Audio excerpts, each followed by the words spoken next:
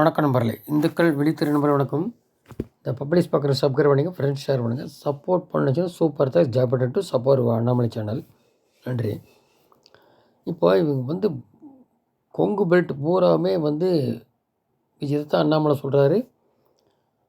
Clean sweep ஏற்கனவே video கொடுத்து பார்த்தே தெரியும். அதாவது இவங்க ஓட்டுக்கெல்லாம் ஜென்ரல் எலெக்ஷன் அவ்வளோ தூரம் பணம் குடிக்க முடியுமான்றலாம் தெரியல. ஷஃபிள் பண்ணி விடுவாங்க. மிலிட்ரி, சிஆர்பி அந்த மாதிரிலாம் மாற்றி விடுவாங்க. ஈரோடு கிழக்கு மாதிரி பண்ண முடியாது. மக்களுக்கு ஒன்றும் செய்யலை, வெறுப்பில் இருக்கான். ஒன்று வாக்குறுதி நிறைவேற்றலை. அப்புறம் தண்ணியெல்லாம் தென் மாவட்டங்கள் சென்னையெல்லாம் பார்த்தீங்க. அதை இவங்களால் பண்ணவும் முடியாது. அதுக்கான பைசாவும் தரல. இப்போ சொல்கிற சென்ட்ரல் கவர்மெண்ட்டில் தரலன்னு. அதாவது ஜிஎஸ்டி வந்தப்போ அந்த இழப்பீடு 5 வருஷம் சொல்லியிருந்தாங்க. இது எல்லாருக்கும் இந்த இவங்களுக்கு மட்டும் இல்லை. 2022 முடிந்தால் இழப்பீடு அந்த டிஃப்ரென்ஷியேட் கொடுத்தது. அதுக்கப்புறம் கிடையாது. அதுக்குள்ளே அவங்க தயாராகிக்கணும். ஏன்னா ஒரு இதுலேருந்து மாறி வரும்போது அதுக்காக சொன்னது. அதுக்கப்புறம் இவங்க அதை ஜென்ரேட் பண்ணல. ஏன் மற்ற ஸ்டேட்டில் பண்ணிகிட்ருக்கா, எல்லாம் பண்ணுறாங்க.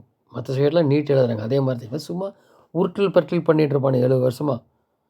காங்கிரஸ் திமுக அதனால எந்த வித பிரச்சனையும் இல்லை. காங்கிரஸ் அழிஞ்சு போயாச்சு. நீ அடுத்து அழிய போகிறது 2 திராவிடம் தான். 2 திராவிடம் ஒரே குற்ற ஒரு மட்டையை தான். அது எம்ஜிஆர் இருக்கும்போது ஏதோ கொஞ்சம் உருப்படியாக எல்லாம் நடந்தது. மற்றதெல்லாம் இந்த ஃப்ரீபீன்றனாலே இப்போ 8 லட்ச ரூபா கடன், இன்னும் 10 லட்ச ரூபா போகுது. அதுக்கு இப்போ இந்த 2 திராவிடம் தான் காரணம். அப்போது மக்களை முட்டாளாக்குறது, ஓட்டை வாங்கி உட்காந்து அவன் கொள்ளடிக்க பண்ணாமல் சொல்கிற ஒரு குடும்பம் வளருது, மக்களுக்கு வளர்ச்சி இல்லை. ஊழல் இருந்தால் ஒரு தலைமுறையில் வளர வேண்டியது 7 தலைமுறை ஆகுன்றார். இது சிந்தித்து செயல்பட்டோம்.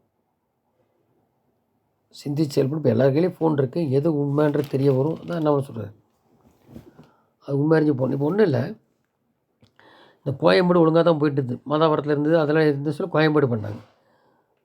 அந்த கோயம்பேடு என்ன கண்ணை உறுத்திச்சுன்னு தெரியல, அதான் வெளியூர் போக வேண்டியிருக்குன்ற 44 கிலோமீட்டர் வெளியூர் போய் அது இப்போ அவதிப்படுறோம். அது பஸ்ஸு இருக்கா இல்லையா, அது ஒரு பிரச்சனை போயிருக்கு. பஸ் ஸ்டாண்டே பிரச்சனையாக போச்சு. எந்த வித வசதி இல்லை. இவன் இது ஏதோ ஒரு பஸ் ஸ்டாண்டை திறந்து எவனோ எப்படி நாசமாக போட்டோன்னு சொல்லிட்டு அங்கே வாங்கின நிலமெல்லாம் எச்சு வேலைக்கு விற்று எல்லாம் பண்ணியாச்சு. அதுக்கு தான் பண்ணுது. அதான் ஒரு G ஸ்கொயர் இருக்கு பக்கத்துலேயே, அந்த மாதிரி. ஸோ இவன் அவதிப்படுறான். ஓட்டு போட்ட மக்களுக்கு ஒரு அட்லீஸ்ட் அந்த பேருந்து, அது என்ன கோயம்பேடு என்ன பண்ணிச்சு, அது பாட்டுக்கு போய்ட்டு இவங்க கருணாநிதி பேரை வைக்கிறேன்னு சொல்லி அது பேக் ஃபயர். நல்லது, பேக் ஃபயர் ஆகி EMK இல்லாமல் போனால் ரொம்ப நல்லது மக்களுக்கு. அது அவர் மோடி தான் வந்துட்டு பார்க்கணும். ஏன்னா தங்கத்தை உருக்குறாங்க. இப்போ கூட தங்கத்தை உருக்கி ஸ்டேட் பேங்க்றேன். என்ன பிரயோஜனம்? மக்களுக்கு என்ன நடந்திருக்கு? திருட்டு சிலை தான் மீட்டிருக்காங்களா? கேட்குறதில்ல. நம்மளை ஒன்றும் செய்ய மாட்டோம். 2 திராவிடத்தினால தான் பல லட்சம் ஏக்கர் கோயில் நிலங்கள் இந்த மாதிரி பட்டா போட்டது, பல விதமாக காணாமல் போனது, சிலை திருட்டு, இந்த மாதிரியெல்லாம் ஆனது. அதனால தான் அறநிலையத்துறை எடுக்கணுங்கிறாரு. அதே மாதிரி குடிச்சு நாசமாக போக வேண்டாம், குடும்பம் வளரணும், குடும்பம் தலைச்சி வரணுங்கிறத டாஸ்மாக் எடுத்துகிட்டு விவசாயி கல்லுக்கடையை வச்சுப்போம். ஏன்னா ஒரே இடம் இல்லாமல் போனால் அதான் அவங்கள மறுமலர்ச்சி கொடுக்கணும்னு சொல்கிறேன். இப்போது வளர்ச்சி ஆயிருக்கு. நீங்கள் அந்த வளர்ச்சியை தேர்தல் முடிவில் பார்ப்பீங்க. அப்போ எங்கே வச்சுக்கிறானுங்க பார்ப்போம் அந்த பத்திரிகையாளர் அப்படின்ற சொல்கிறாரு. அதுக்கு என்ன கேட்டிங்கன்னா, தமிழக மக்கள் மாற்றத்துக்கு காத்திருப்பதை லோக்சபா தேர்தல் முடிவு வெளிப்படுத்தும். பாஜக வளர்ச்சி கிடைக்கக்கூடிய ஓட்டுகள் பேசும். அண்ணாமலை சொல்லியிருக்காரு. தமிழகம் புதுச்சேரி சேர்ந்த பாஜக செய்தி தொடர்பாளருக்கு சென்னை தீநகரில் சொல்லும்போது, 10 ஆண்டில் நகர்ப்புற வளர்ச்சித்துறைக்கு 18 லட்சம் கோடி ரூபாய் செலவு செய்யப்பட்டுள்ளது. உலகில் பெட்ரோல் டீசல் விலை அதிகம் உள்ளது. அதே சமயம் அவற்றில் விலையை குறைத்தது மத்திய அரசு. இவன் குறைக்கிறேன்னு சொன்னால் என்ன ஆச்சு? 5 ரூபா 4 ரூபா. அவர் 100 ரூபா இதுக்கு குறைக்கிறேன்னா சிலிண்டருக்கு. அவன் மோடி மானியத்துக்கு 300 ரூபா, சாதாரண சிலிண்டர் வாங்குறவங்களுக்கு 200 ரூபா குறைச்சிருக்கு. பெட்ரோல் டீசலை குறைக்கலான்னு. அப்புறம் வரும் 27 மதிய எண் மக்கள் அந்த பாத யாத்திரை நிறைவேறுது பல்லடத்தில். பிரதமர் வராரு. அதுபோல் தூத்துக்குடியில் சில இந்த சேட்டலைட்டு போகிற திட்டமாக தொடங்கி வைக்க போகிறாரு. 2 நாள் இருப்பாருங்க. கடன் சுமை தமிழகத்திற்கு பட்ஜெட் உணர்த்துது. மத்திய அரசின் திட்டங்கள் பட்ஜெட்டில் புது பெயர் வைக்கப்பட்டுள்ளது. ஸ்டிக்கர் ஒட்டியிருக்கான். விவசாய பயிர் காப்பீடு திட்டம் நிதி மத்திய அரசு தமிழக அரசுக்கு வழங்கிவிட்டது. இன்னும் தமிழக அரசு வழங்காமல் இருக்கின்றோம். பேரிடர் நிவாரணம் தமிழகத்துக்கு உறுதியாக வரும். இதை வைத்து திமுக அரசியல் செய்கிறது. தமிழ் மக்களை மாற்ற வேண்டும் என்பதில் தெளிவாக உள்ளனர். பிரதமர் மோடிக்கான தேர்தல் பாஜக கூட்டணி வலிமையானது மட்டுமல்ல, வெற்றி பெறும் கூட்டணி. அனைத்து கட்சிகளுக்கும் கதவுகள் மட்டும் இல்லை, ஜன்னலும் திறந்திருக்கு, யார் வேணால் வரலாம், மோடி ஏற்றுக்கிட்டோம்னு சொல்கிறாரு. அடுத்த 3 நாட்களில் முக்கிய புள்ளிகள் பாஜக இணைய உள்ளனர். டிஎம்கே காங்கிரஸ் சேர்ந்தவங்களாம். மக்கள் யாருக்கு அதிகாரம் கொடுத்திருக்கார்களோ அவர்கள் பாஜக இணைய உள்ளனர். தமிழில் காங்கிரஸ் தலைவர் செல்வபந்தை ஒரு ரவுடி ஷீட்டர், அவர் ரவுடிகள் எல்லாம் பாஜக இணைவதாக சொல்கிறார். இந்த திருமாவளவன் இருக்கும்போது இவர் தான் காங்கிரஸில் அடித்து உடச்சி கட்சி, அவர் தான் இப்போ சேர்ந்து தலைவராக இருக்காருன்றது. ஒரு ரவுடி காங்கிரஸ் தலைவர் இப்போ இருக்கிறவர் அப்படின்ட்டார்.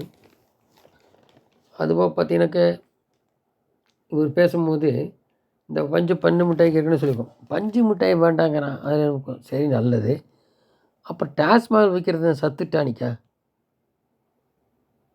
அதை நிப்பாட்ட தைரியம் இருக்கா? டிஆர் பாலு எல்லாம் வேண்டாம் அப்படி சொல்லி ஃபேக்ட்ரி க்ளோஸ் பண்ண வைங்க பார்க்கலாம் அப்படிங்கிறது. ஸோ மாநில வளர்ச்சி, மத்திய அரசு திட்டங்களை செயல்படுதல், ஊழல் தடுப்பு, கிராம உலக வளர்ச்சி, விவசாய வளர்ச்சி, இளைஞர் பெண்கள் மாணவர்கள் வளர்ச்சி என அனைத்து குறிகளும் திமுக தோல்வி. அப்புறம் 1000 ரூபா உரிமை திட்டத்தை நிறுத்தி, அதை இவன் பண்ணது இவன் பண்ணாமல் அடுத்த வழி சொல்கிறது. நீ பண்ண உனக்கு கரெக்டாக சொன்னபடி செய்ய வக்கில்ல, அடுத்த முறை பழி போடுறது சாதாரண பண்ணுவானு திமுகவில் அப்படிங்க சொல்கிறேன். ஸோ கடங்கார மாநிலம் இருக்கும் தமிழகத்தை வளர்ச்சி மாநிலம் மாற்ற வேண்டும் என்றால் இந்தியாவுக்கே முன்னோடியாக செயல்படும் பாஜக ஆட்சி தமிழகத்தில் வர வேண்டும், வெற்றி பெற வேண்டும். அதுக்கு மக்கள் தயாரி விட்டு. இதில் இன்னொரு குறிப்பிடணும், இந்த கேளமாக கொண்டு வந்தோன்னு பார்த்தீங்களா, இது வந்து துக்ளக் அரசாங்கம். அதைத்தான் 23ஆம் புலிகேசிங்கிறார் அண்ணாமலை.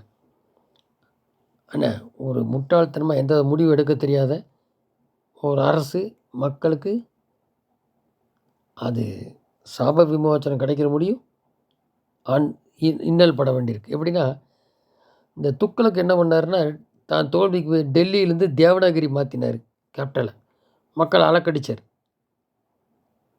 அப்புறம் மறுபடியும் டெல்லி மாற்றினார். இது ஒரு முட்டாள்தான் இந்த மாதிரி பண்ணுவோம். அந்த மாதிரி ஒழுங்காக இருந்த கோயம்பேடை கெடுத்து கேளம்பாக்கம் அரைகுறை ஒன்று வசதி இல்லாததுக்கு போய் இப்போ மறுபடியும் பழைய மாதவரம் பிரச்சனைன்னு தான் சொல்லுது. மாதவரம் திருப்பி கொண்டுறேன்னா அப்போ இவங்க பிரச்சனை வந்து ஏடிஎம் கொண்டு கோயம்பேடை போல